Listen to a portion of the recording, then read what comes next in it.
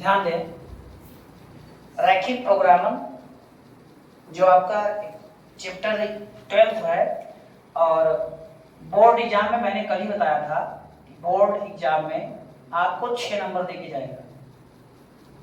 बच्चों की कुछ प्रॉब्लम्स हैं जो मुझे पता चली कि अगर लाइन इंटरसेक्ट ना करे, जो ग्राफ में हम पहले लाइनें क्रिएट करते हैं, अगर वो लाइनें इंटरसेक्ट ना करे तो हम कैसे जानेंगे क्या कैसे दिया जाएगा। तो आइए उसको पहले हिंट में समझा जाए।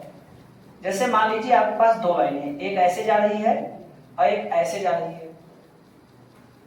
चलिए सपोज दैट ये इंटरसेक्ट नहीं कर रही है, इसकी छाया बच्चा इधर चल रही है और इसकी छाया इधर चल रही है, तो ये विसंगति है। क्या है? ऐसे कंडीशन को हम विसंगति बोलते हैं। क्या बोलते हैं? विसंगत।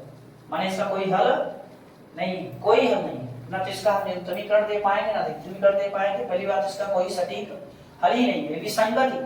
माने छाया कॉमन होना चाहिए। अच्छा, इंटरसेक्ट करे ये जरूरी नहीं है, इंटरसेक्ट करे ये जरूरी नहीं, छाया उनका कॉमन होना चाहिए। अब देखो एक कंडीशन और देखो, जैसे मान लीजिए कोई लाइन ऐसी है और कोई लाइन ऐसी है। चलिए यही है, मान लीजिए ये असत्य है, इसका छाया कहाँ जा रहा है? बाहर। और ये भी असत्य है, इसका भी छाया कहाँ जा रहा है? बाहर। ये कॉमन हुआ कि नहीं हुआ? तो ये संगत क्षेत्र है। तो संगत और विसंगत को भी जानिए। अगर छाया कॉमन नहीं हो रहा है, एक दूसरे के विपरीत चल रही है, तो वहां विसंगत ही आ जाती है ना। अगर एक दूसरे के क्षेत्र में है तो वहां पे छाया अगर कॉमन हो रहा है तो संगत क्षेत्र है। इस बात का ध्यान देना पड़ेगा। आइए आज आपको हम तीन इक्वेशन में प्रोग्राम करके दिखाते हैं। तीन इक्वेशन में, फर्स्ट इसे हम इक्वेशन नंबर फर्स्ट कहेंगे, इसे हम इक्वेशन नंबर सेकंड कहेंगे, इसको इक्वेशन नंबर हम थर्ड कहेंगे। हमारे पास तीन इक्वेशन। इन इक्वेशन की सहायता से हम इस जेड का न्यूनतमी और अधिकतमीकरण कैसे बताएंगे रैखिक प्रोग्राम में, उसको देखें। तो कल मैंने बताया था कि पहले आप इसका एक सारणी बनाइए। क्या बनाइए? सारणी। और एक बार x या y का मान जब भी लेंगे हम 0 से बड़ा ही लेंगे या 0 के बराबर, 0 से छोटा नहीं लेंगे। एक कंडीशन है इसका कंडीशन है कि x का मान जो भी लेंगे हम 0 से बड़ा या बराबर लेंगे तो हम 0 लेंगे। x 0 लेंगे बच्चा तो 2y 120 हो जाएगा, तो y कितना हो जाएगा? 60।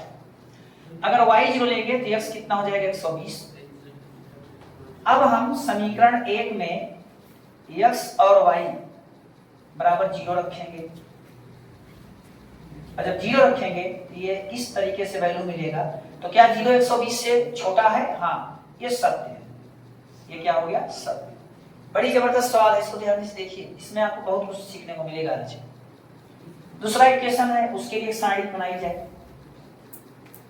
यहाँ x पुट करेंगे, यहाँ y, x का मान 0 रखेंगे तो y 60, y 0 रखेंगे तो x 60। इस इक्वेशन में एक बार x 0 रखिए, y पा लीजिए, एक बार y 0 रखिए, x पा लीजिए। रखने के लिए तो आप कुछ भी कर सकते हैं 0 से बड़ा, लेकिन 0 पे बड़ा आसान होता है।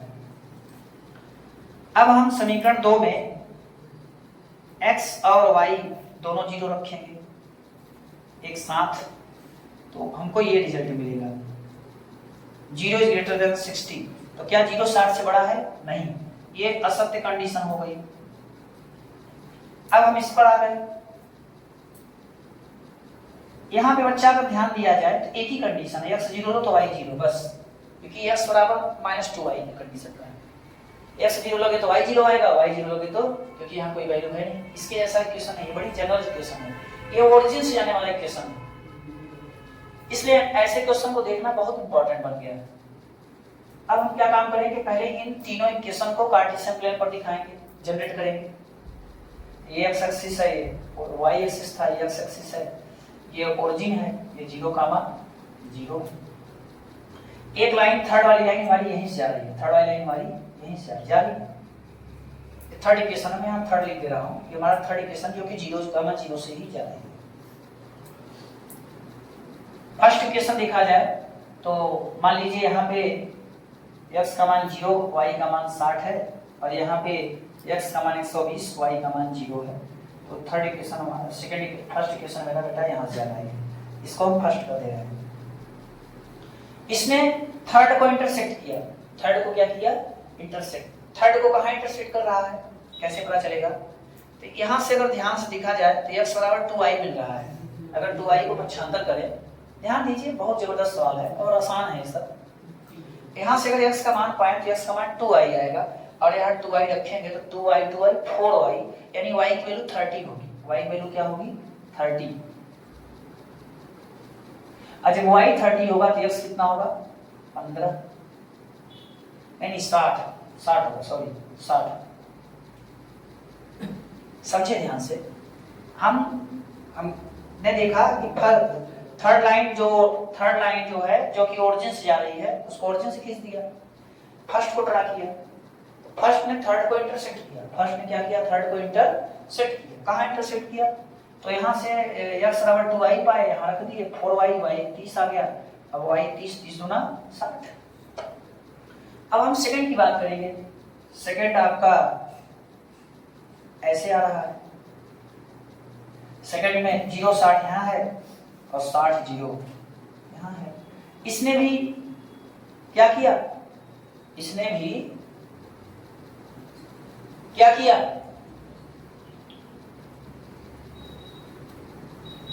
थर्ड को इंटरसेक्ट किया। ये भी थर्ड को क्या कर रहा है, इंटरसेक्ट कर रहा है। सेकंड इक्वेशन भी थर्ड इक्वेशन को इंटरसेक्ट कर रहा है। इसका इंटरसेक्ट पॉइंट कैसे आएगा, यहाँ से x बराबर 2y आता है 3y, y का मान 20 आ जाएगा। इसमें y का मान कितना आ जाएगा, 20 आ जाएगा। x का मान कितना होगा, 40, x 40 y 20। यहाँ पे x क्या होगा, थोड़ा क्लियर कर देता हूँ। यहाँ पे x जो होगा 40 और y क्या होगा 20, ठीक है, x 40 y 20। अब हम सत्य या असत्य के हिसाब से छायांकित भाग करेंगे। अच्छा यहाँ पे हमने नहीं लिखा ना, यहाँ मैंने पुट नहीं किया, पुट कर दो। समीकरण 3 में x और y 0 रखने पर तो ये ऐसे आ जाएगा। इसको हम सत्य असत्य कुछ नहीं कर सकते, इसको हम सत्य असत्य कुछ नहीं कर सकते। तो कैसे लेंगे, इसकी छायांकित हिस्सा कैसे ले, देखो ध्यान से।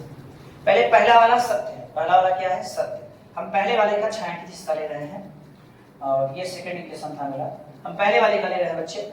सत्य का मतलब मूल बिंदु के नीचे, मूल बिंदु के नीचे, इसका लीजिए,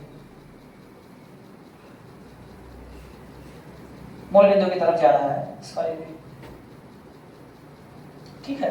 ये किसका हो गया, फर्स्ट। सत्य में हम छायांकित हिस्सा मूल बिंदु के पर डालते हैं, मूल बिंदु पर।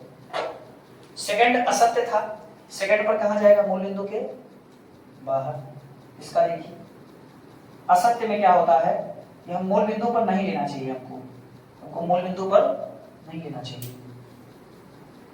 अब हम बात करेंगे थर्ड की, हम बात करेंगे इसकी थर्ड की। इसका छायांकित हिस्सा किधर लें, इसका छाया किधर लें। तो थर्ड की अगर बात की जाएगी तो ध्यान देना पड़ेगा कि x y 0 से दोनों बड़ा होना चाहिए। उस क्षेत्र में जाइए जहां x y 0 दोनों से बड़ा हो। तो ध्यान देना बच्चों, अगर इधर हम जा रहे हैं, इधर जाएंगे तो क्या होगा, इधर आएंगे तो क्या होगा। तो इसमें ध्यान देना होता है। यही एक इक्वेशन है जो थोड़ा डिस्टर्ब करता है, जिसमें x y बराबर वाले इक्वेशन होते हैं, यानी x बराबर y हो जाए, कोई वैल्यू ना हो, जो मूल बिंदु से लाइन जाए। कहां से लाइन, मूल बिंदु से लाइन जाए। तो मूल बिंदु वाले कंडीशन क्या होता है, थोड़ा इसको ध्यान दीजिए। x बराबर 2y मिल रहा है, यहां से अगर देखा जाए तो हमको मिल रहा है x is greater than 2y, x is greater than 2y, x y के दुगने से ज्यादा है, x y के दुगने से ज्यादा है। और साथ ही साथ ये भी ध्यान देना होगा कि x y 0 से बड़ा है, x y 0 से बड़ा है। तो इसकी छाया की बात कर रहे हैं कि इधर जाएगा उधर जाएगा ना। तो इसका छाया किधर जाएगा बच्चा, ध्यान दे, इसका छाया नीचे की ओर आएगा, किधर आएगा, नीचे की ओर, इसका छाया कहाँ जाएगा, नीचे की ओर जाना चाहिए। देखिए इसका छाया नीचे की ओर आ रहा है, मैं इसके छाया के भाग को दिखा रहा हूँ। तो कुल मिला के ये आपका कॉमन हो जाएगा। ये क्या हो जाएगा, कॉमन। ये यहाँ 2 छाया है, नीचे 3 छाया हो गया। नीचे कितनी छाया हो गई, 3। समझ में आया कैसे होगा, समझ में आया नहीं। ये भी कंडीशन देना होगा कि x y के दुगने के बड़ा या बराबर हो। तो यहाँ पे x क्या हो जाएगा, छोटा हो जाएगा। और इसमें देखिए तो y से दुगना है, y से दुगना है, y के दुगना से भी बड़ा है, y के दुगना से भी बड़ा है ना। हमको उस साइड छाया लेना होगा जिस साइड x y के दुगने से बराबर हो या बड़ा है। जिस साइड x क्या हो, y के दुगने से बड़ा या बराबर। तो यहाँ पे x दुगना चल जाएगा, लेकिन यहाँ नहीं चलता ना, x छोटा हो गया। x क्या हो गया, छोटा। अब इस साइड आए तो यहाँ पे बराबर है, दुगना के बराबर, दुगना से बड़ा। तो हमारा ये शेप मिला, ये मिला, हमको ये जाके मिल गया। तो ये हमारी प्रोग्रामिंग हो गई। अब हमको न्यूनतमी और अधिकतमीकरण देना है। तो पहले हम नोट करेंगे बच्चा कोणीय बिंदु। क्या नोट करेंगे, कोणीय बिंदु। और यहाँ नोट करेंगे z क्या है बच्चा, 5x + 10y। कोणीय बिंदु हमको 4 मिले, एक ये और एक ये। एक मिला 60, 30, एक मिला 40, 20, एक मिला 60, 0, एक मिला 120, 0। ठीक है, सारे मान को हम नोट करेंगे। 60 यहाँ रखेंगे, 60 पंचे 300, 3 दाम 3 600 हो जाएगा। 4 पंचे 20, 200, 20 दाम 2 400 हो जाएगा। 60 पंचे 300 हो जाएगा, 12 पंचे 600 हो जाएगा। तो ध्यान दीजिए सबसे ज्यादा मान क्या है, इस पर। तो लिखेंगे अतः 60, 30 व 120, 0 पर अधिकतमीकरण हमें कितना मिला है, 600। व 300, 60, 0 पर न्यूनतमीकरण जो कितना मिला है, 300। ये आपका रिजल्ट होना चाहिए। चेक कर लीजिए आपका रिजल्ट।